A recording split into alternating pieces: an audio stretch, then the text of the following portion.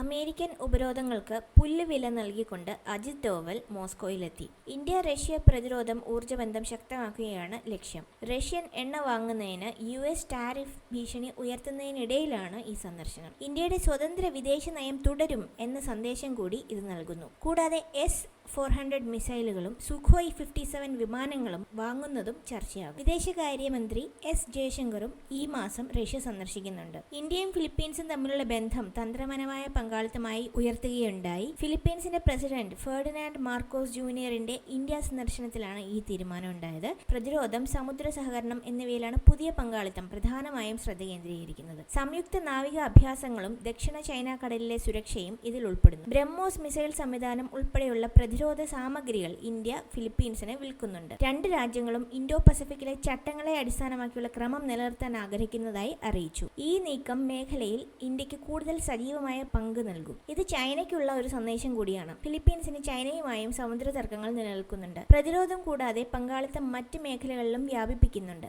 ഒരു മുൻഗണനാ വ്യാപാര കരാറിൽ പ്രവർത്തിക്കാൻ ധാരണയായി. ഇന്ത്യൻ വിനോദസഞ്ചാരികൾക്ക് ഫിലിപ്പീൻസിലേക്ക് വിസരഹിത യാത്രയും പ്രഖ്യാപിച്ചു. ഇത് കൂടാതെ 6 വർഷത്തെ തർക്കങ്ങൾക്ക് ശേഷം ഇന്ത്യൻ പ്രധാനമന്ത്രി മോദി ഈ മാസം ചൈന സന്ദർശിക്കും.